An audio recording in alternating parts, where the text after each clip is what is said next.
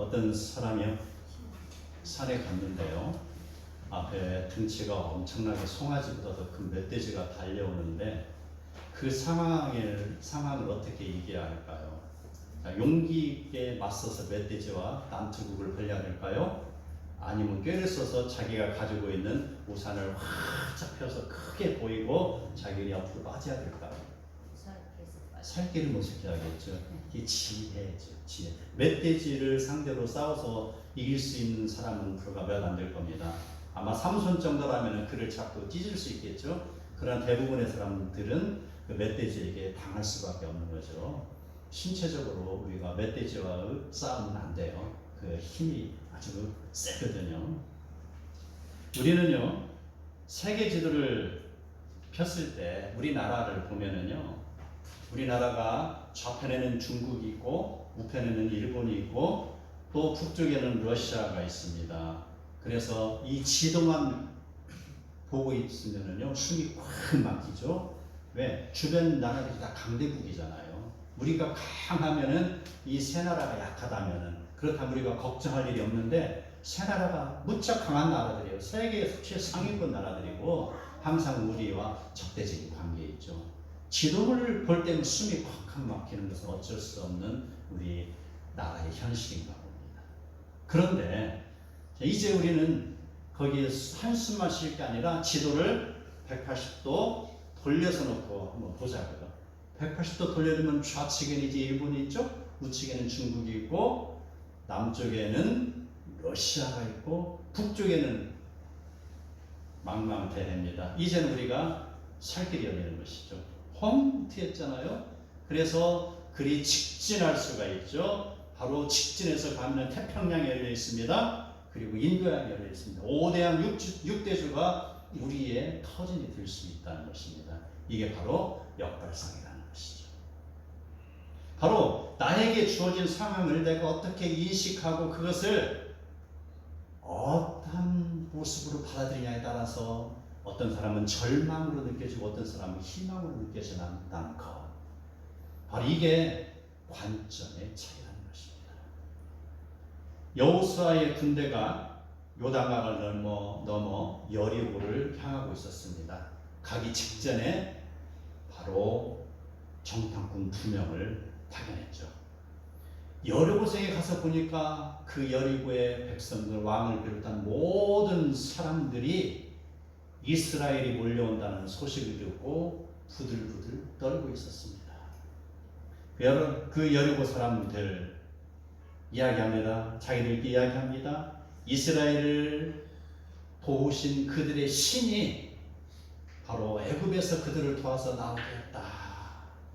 그리고 아모리 사람의 두 왕 시혼과 옥에게 행한 일을 우리가 들었다. 그들을 전멸시킨 그들의 신이 이제 우리나라를 향해서 달려오니 우리는 이제 죽을 수밖에 없구나라고 절망을 하고 있는 것입니다. 그 절망 중에서 기생 라합이라는 사람은 역발상을 펼쳤습니다. 이렇게 절망할 것이 아니다라는 것이죠. 이스라엘이 믿는 하나님을 두려움의 대상으로 보기보다는 내가 하나님을 믿으면 되겠다라는 것이죠. 그 백성, 그 성에 있는 모든 사람은 왜 이 생각을 못했을까라는 겁니다. 그래서 그 기생 라합은요, 자기 집으로 온 두 정탐꾼을 보면서 즉시 알아차렸습니다. 아, 이 사람은 우리나라 사람이, 우리 동족이 여리고성에 거주하는 백성이 아니구라는 걸 느낄 수 있어요. 바로 이스라엘 사람의 그런 적자일 거다라는 걸 즉시 깨달았죠. 왜? 자, 언어도 다르죠. 그 다음에 자기들이 입은 옷도 다르죠. 이런 거 보기만 해도 눈치 빠른 사람은 금방 알을 수 있어요. 그래서 그는 즉시 그 두 정탐꾼을 만나는 즉시 이게 나에게 주어진 천일의 기회다라는 걸 깨달은 것이죠. 그래서 그 두 사람을 숨겨주며 이야기합니다. 당신의 나라가 그 우리나라를 쳐들어올 터인데 바로 내가 당신을 살려줄 터이니, 숨겨주고 보호해줄 터이니, 당신들이 가서 우리나라를 침략할 때, 우리나라를 무너뜨릴 때 우리의 그런 친족과 나를 구원해 주소라고 교회하고 있습니다. 그렇게 해서 결과가 어떻습니까? 시간은 다가오고 여호수아의 군대는 여리고성 앞에 갔습니다. 그리고 하루, 이틀, 사흘날 모든 백성이 여호수아의 명령에 의해서 순종, 침묵에 한 바퀴 돌았습니다. 마지막 7바퀴를 돌았습니다. 그리고 함성을 외칠 때 여리고성이 와그르 무너질 때 드디어 그때 자기의 조약이 빛을 발했으니 바로 라합과 그의 친족들은 구원함을 받은 것입니다. 이게 기생 라합의 지혜요 역발상인 것입니다. 오늘 이 라합과 같이 지혜로운 사람들을 소개합니다. 바로 기브온 사람들입니다. 때는 바로 여호수아의 군대가 여리고성을 물리쳤다는 소식을 들었습니다. 바로 아이성을 물리쳤다는 소식을 들었습니다. 다음 곳은 바로 아이성 옆에 있는 기브온이 될 것은 뻔한 사실입니다. 이 상황을 알고 있던 기브온 사람들은 지금 여리고 사람들이 두려움에 부들부들 떨고 있었던 것처럼 밤잠을 설치며 밀려오는 두려움에 떨고 있었습니다. 급기야는 기브온 왕이 족장들을 소집합니다. 여러분, 이스라엘 군대가 여리고성과 아이성을 함락시키더니 이제 우리 쪽으로 다가올 것입니다. 어떻게 하여야 우리가 우리 나라를 지키고 우리의 민족의, 우리의 가족의, 우리의 그런 친족들의 생명을 보존할 수 있을지 한마디씩 해보시고요. 장내가 조용해집니다. 참 조용하고 그러더니 한 젊은 죽장이 손을 들고 일어나서 말합니다. 왕이시여, 우리에게는 무기와 힘이 있어 우리의 가족을 위하여서 죽음을 무릅쓰고 싸우겠습니다 라고 하니 젊은 족장들, 지금까지 의기소침하고 있던 족장들이 옳소, 싸웁시다, 싸웁시다 함성이 그 광장을 넘쳐나게 합니다. 그런데 뒤에서 잠잠히 듣고 있던 젊은 늙은 족장이 일어나서 말합니다. 이보시오 젊은 족장들, 내 말이나 한번 들어보시고요. 싸우는 것이 과연 능사는 아니라 나는 그들을 이끄는 신에 대해서 들은 바가 있어. 이스라엘 백성을 애굽에서 종노릇 할 때 그들을 바로 바로의 손에서 인도해냈습니다. 홍해를 건너게 했고 광야길에서 40년 동안 그들은 바로 그들의 신이 주는 음식을 먹었습니다. 물을 마셨습니다. 그들은 40년 동안 길을 걸었지만 그들이 신었던 신이나 옷이 헤어지지 않았던 걸 나는 분명히 들어서 알고 있습니다. 뿐만이 아닙니다. 그들은 바로 그들의 신의 도움으로 시혼과 옥이 그들을 대항해서 싸웠을 때 그들은 한 번 제대로 싸우지도 못하고 전멸했던 것을 내가 들었습니다. 여리고도 무너졌지 않습니까? 아이성도 무너졌지 않습니까? 과연 우리가 힘있게 의기투합해서 싸운 그들을 이긴다는 보장이 어디 있겠어? 그러니 젊은이들, 그러면은 대안을 내시오. 방법이 하나 있습니다. 장래는 다시 숙연해집니다. 이야기합니다. 우리가 이스라엘의 신과 싸우면 우리 모두는 전멸을 당합니다. 그러나 우리가 그들의 신을 믿으면 우리 모두 살 길이 열리는 것입니다. 그러니 우리가 싸울 생각을 하지 말고 이스라엘과 화친한 길을 제안하는 바요. 이 말을 들은 왕과 족장들 모두가 머리를 극적극적합니다. 맞습니다. 어르신의 말씀이 맞습니다. 우리가 따르기로 결정하겠습니다 라고 합니다. 결정이 됐습니다. 그래서 즉시 이제 사신단을 꾸립니다. 그래서 말 잘하는 사신을 곧바로 선정을 하고요. 그들은 바로 사신의 모양의 그런 헤어진 전대를 채워줍니다. 찢어져서 기운 그런 가죽 부대를 나귀에 실었습니다. 그 발에는 낡아서 기우는 신을 신었습니다. 낡은 옷을 입었습니다. 다 마르고 곰팡이 난 떡을 준비해서 그들의 배낭에 주고 그들은 자기 나라의 운명을 짊어지고 이스라엘 진영을 향해서 출발합니다.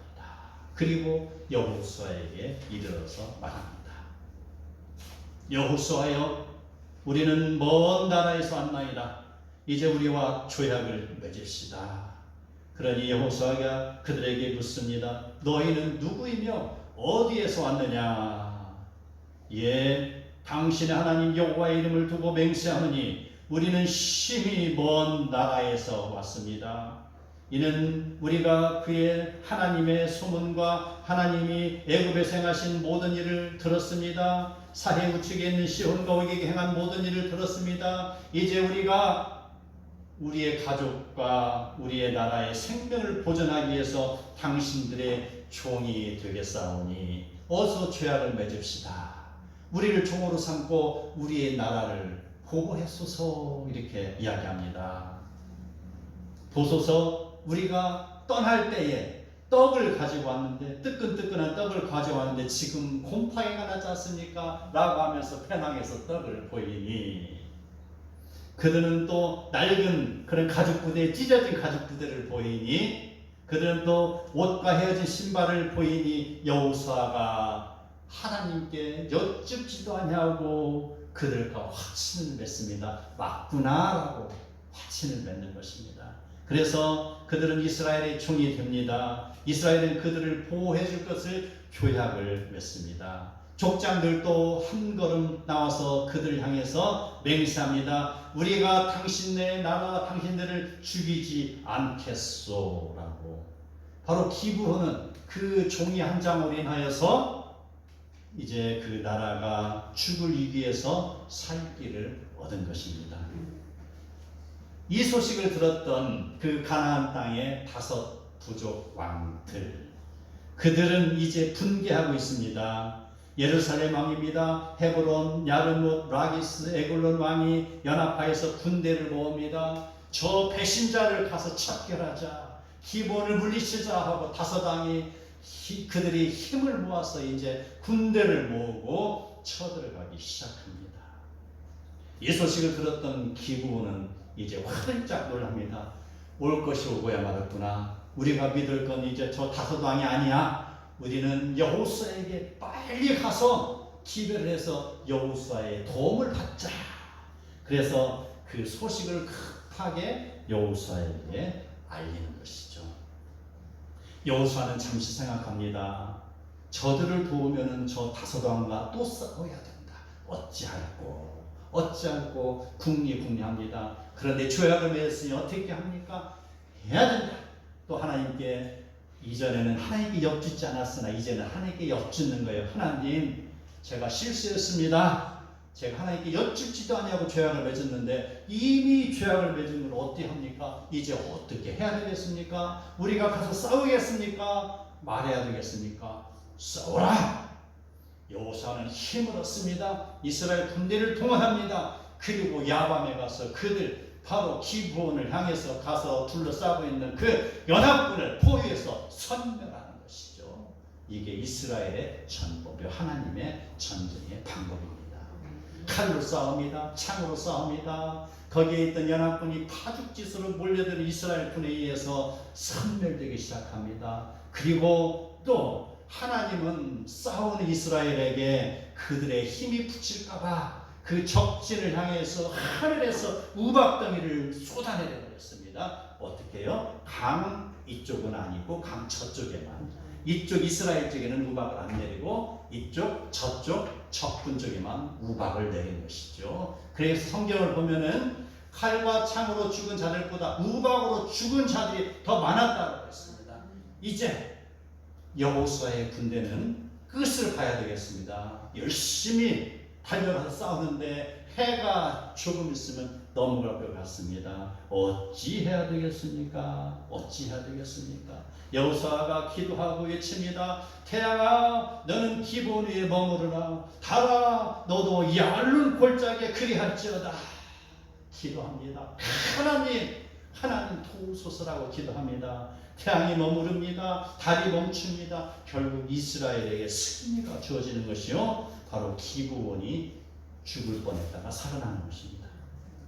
이 상황에서 우리는 기브온이 이스라엘에게 자존심을 굽히지 않았다면 그들은 바로 멧돼지 앞에서 내가 한번 싸워볼 거야 라고 난투극을 벌이려고 나가서 싸웠다면은 꼴 좋게 망했을 것입니다. 그러나 기분은 어떻습니까? 자기 모든 자존심을 다 버려놓고 바로 우산을 확 펼쳐들고 자기가 숨은 것처럼 그는 이스라엘 군대 안에 숨었지 않습니까?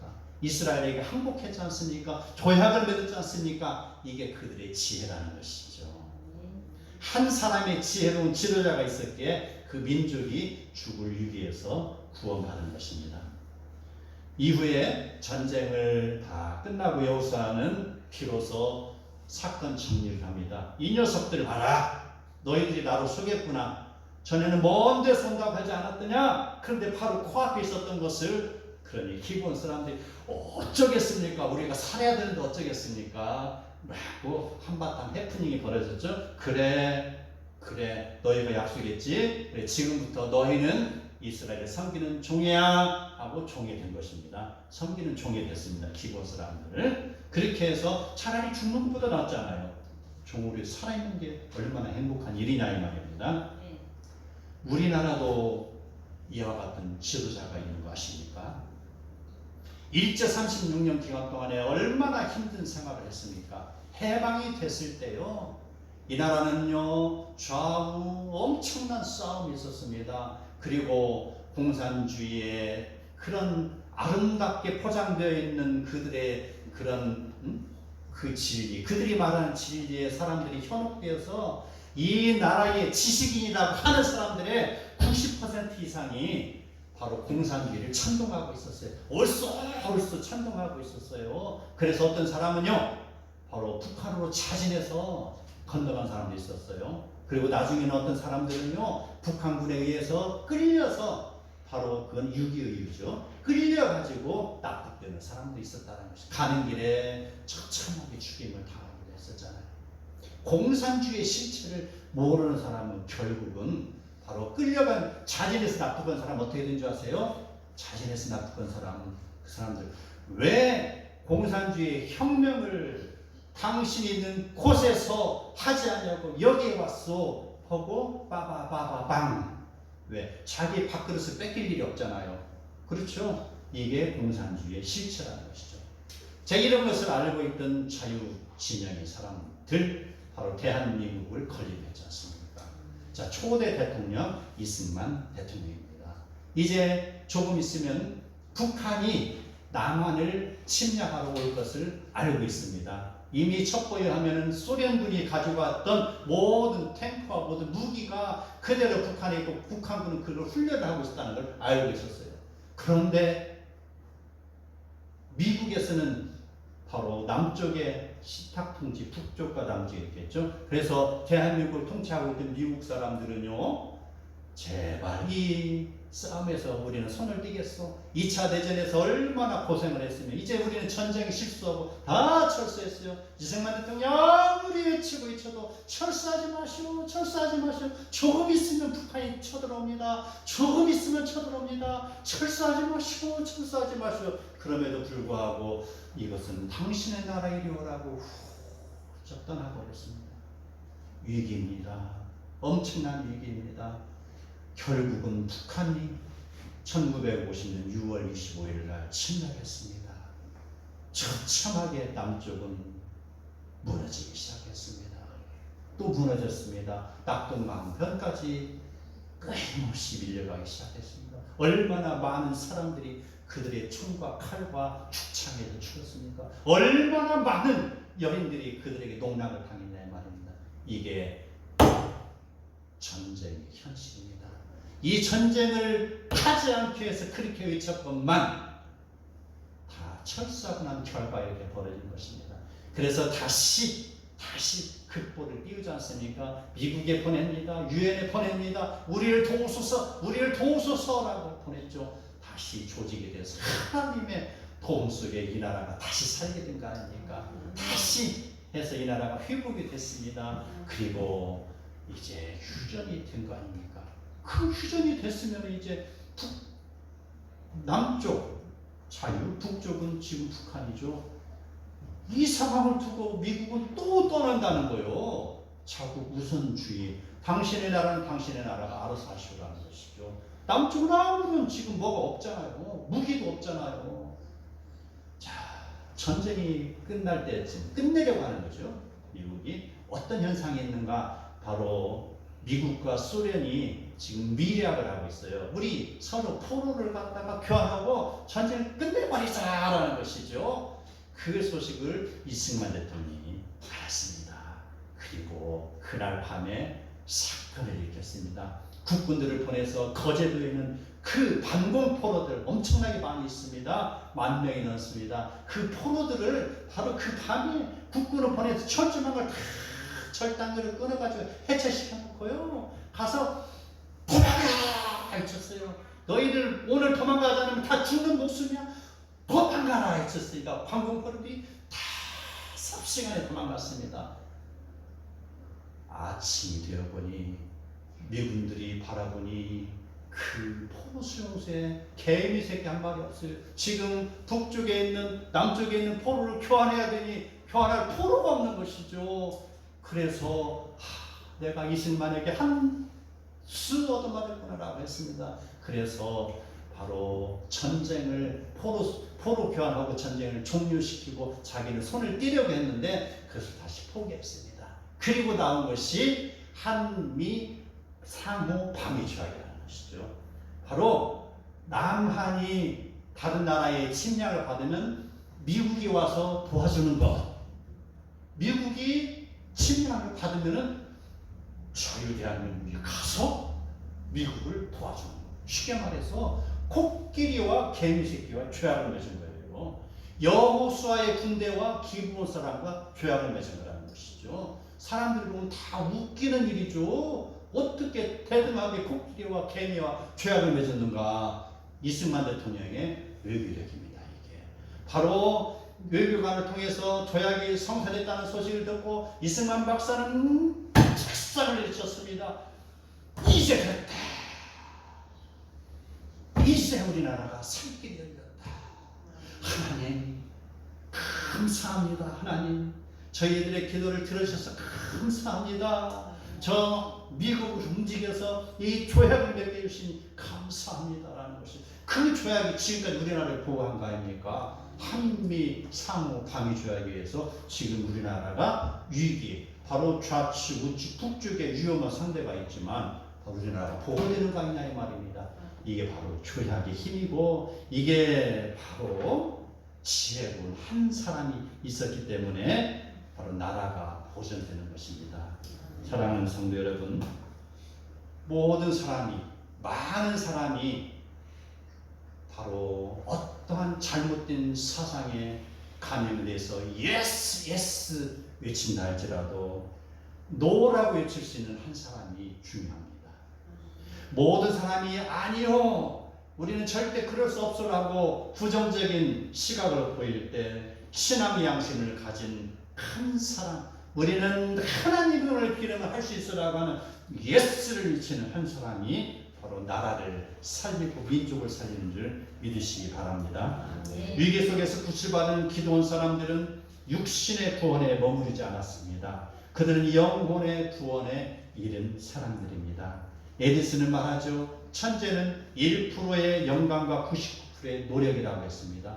아무리 99% 노력을 해도 1%의 영감이 없으면 무슨 방향을 설정할 수 없지 않습니까? 어디에 가서 90% 노력을 한다는 것이죠. 무슨 일을 가서 새벽부터 밤늦게까지 무슨 일을 한다고 해도 목적이 없습니다. 방향이 없습니다. 그러나 1%의 영감이 있는 사람은 방향을 알고 있는 것이죠. 1%의 영감이 길을 환하게 뚫으면 나머지 99%가 그 대로를 건너가는 것이 이게 에디슨의 법칙입니다. 지도자 한 사람의 영성이 그렇게 중요하다는 것입니다. 바로 앞뒤 좌우 사방이 다 막혀있지만 하늘길을 바라보는 1%의 영감이 있는 자, 그들은 99%의 백성을 살 길로 인도하는 걸 믿으시기 바랍니다. 에스라 8장 20절을 보면은요, 레위 사람들을 섬기라고 준 느디님 사람이라는 내용이 나옵니다. 바로 이 느디님 사람들은요, 그 여호수아 때 기브온 사람들의 후손으로 보고 있어요. 자, 그 후손들 이제 어떻게 됐을까요? 그들은 바로 제사장을 섬기는 일을 맡겨졌잖아요. 섬기는 일. 자, 그 이후에 전개되는 상황. 북이스라엘은 BC 722년에 아스르에서 패망했습니다. 남쪽 유다는 BC 586년에 바벨론에 의해서 포로로 끌려갔습니다. 멸망이라고 볼 수도 있습니다. 자, 이사야 선지자가 예언했던 것처럼 70년의 포로 생활이 마치고 이제 1차 귀환, 2차 귀환, 3차 귀환이 있는데 제 1차 포로 귀환이 있었습니다. 내가 고향으로 돌아가리라 라는 것이죠. 그렇게 해서 많은 사람들이 왔습니다. 그 1차 포로의 행렬에 바로 이 기브온 사람들, 무슨 느디님 사람이 있었다는 것이죠. 그들은 바로 느헤미야 7장 46절에 보면은 자진하여서 이스라엘 땅으로 왔다고 쓰여 있습니다. 피폐해진 유다로 돌아가기보다는 어쩌면 바벨론에 그대로 머물러 있으면 자기의 신분이 평민으로 보장이 되잖아요. 유다 민족을 섬기는 종의 굴레에서 벗어날 수 있는 절호의 찬스라는 것이 바벨론에 머무른다는 것이. 그럼에도 불구하고 이 느디님 사람들은 바로 포로 귀환의 행렬에 동참했습니다. 자, 그 이유가 무엇일까요? 첫 번째, 자기 조상들이 이스라엘과 맺은 조약을 존중하는 것이죠. 우리는 이걸 끝까지 지킬 것이다라는 것. 두 번째, 그 사이에 그들은 바로 제사장을 수종을 들면서 이제 하나님을 믿게 된 것이죠. 그 전에는 머리로 믿었던 하나님, 이제 그들은 가슴으로 믿었습니다. 그의 몸으로 믿은 것이죠. 그래서 내가 하나님, 나의 조상이 섬겼던 하나님을 내가 섬기리다. 바로 예루살렘으로 가는 그 길이 바로 하나님을 섬기는 성전으로 가는 길이오니 내가 그 귀한 길에 동참하리라 라는 것이 되는 것입니다. 그뿐 아니죠. 느헤미야 3장 26절을 보세요. 바로 느헤미야가 와서 그 피폐해지고 허물어진 예루살렘 성벽을 재건할 때에 느디님 사람들은 그곳에 동참했습니다. 읽어보면은 느디님 사람은 오벨에 거주하며 동쪽 수문과 마주한 곳에서부터 내민 망대까지 공사를 감당하였다라고 쓰여 있습니다. 바벨론에 있고 자기 주권을 주장하고 평민으로 살아간다. 내가 이스라엘과 무슨 관계가 있냐라고 말을 했다면 말입니다. 그리고 바벨론에 머물러 있다면 말입니다. 그러나 그들은 모든 것을 마음을 바꾸고 따라갔잖아요. 그리고 성벽 재건하는 일에 앞장섰다는 사람입니다. 42등분을 해서 공사가 진행될 때 우리도 한 구역을 감당하겠습니다라고 해서 일을 한 사람들입니다. 그들은 이스라엘 백성이 이행해야 할 의무를 이행함으로 진정한 이스라엘 백성의 자격이 주어진 것입니다. 그들은요 바로 이러한 의무를 이행함으로 인하여서 하나님의 나라의 백성이 되는 것이요 이제 당당히 그 권리를 누리는 것입니다. 그렇다면 여러분, 누가 이방인입니까? 누가 하나님 나라의 백성입니까? 육체적으로 이스라엘입니까? 과연 육체 아닌 그런 영적인 이스라엘을 할 수 있습니까? 로마서 2장 28절에 보면 무릇 표면적 유대인이 아니요 표면적 육신의 할례가 아니라고 했습니다. 하나님을 믿지 않는 자를 이방이라고 할 수 있는 것이고요. 하나님을 믿으면 모두가 영적인 이스라엘의 백성이 되는 것입니다. 그러므로 하나님을 믿는 지혜로운 백성은 어떠한 어려움이 다가올지라도 하나님을 믿고 의지하고 바로 달려나갈 때 하나님이 그의 길을 열어주시는 것을 믿으시기 바랍니다. 그러한 사람, 내 영혼아 내가 어찌하여 낙심하며 어찌하여 내 속에서 불안해하는가? 너는 하나님께 소망을 두라. 그가 나타나 도우심으로 말미암아 내가 여전히 찬송하리라는 고백이 터지는 것입니다. 지혜가 부릅니다. 길거리에서 부릅니다. 광장에서 소리 높여서 우리를 부르고 있습니다. 그리스도를 경외하는 자는 지혜의 자리에 들어가시기 바랍니다. 지혜는 바로 예수 그리스도이신 것입니다. 예수 그리스도가 지혜의 근본이 되는 것입니다. 그러면 그리스도께서 우리에게 성령을 부어주시고 우리를 인도해 주실 것입니다. 성도 여러분, 지혜로운 한 사람이 기브온을 살렸습니다. 지혜로운 한 사람이 대한민국을 살렸습니다. 우리에게 주어지는 환경은 어렵다 탓하지 마시기 바랍니다. 성경에 나오는 지혜의 길을 찾아 새 영의 길을 따르는 복된 성도 되기를 축복합니다.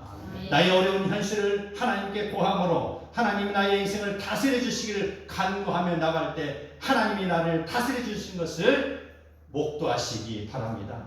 오늘 하루도 수많은 사건들 속에서 걸어가는 우리 인생들, 순간순간 판단하며 결정을 내려야 할 것이 수없이 많지만 세상의 길은 캄캄하게 보여서 내 앞길이 보이지 않지만 하늘에서 내려오는 한 줄기의 빛을 우리는 바라보시기 바랍니다.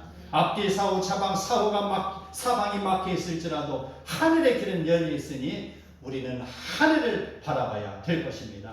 하나님이 인도하신 구원 열차를 다 탑승하시기 바랍니다. 하나님을 의지함으로 인하여 승리하는 지혜로운 성도 한 사람 한 사람을 인하여서 가정이 살기를 축복합니다. 교회가 살고 나라가 살고 역사가 일어나기를 축복합니다.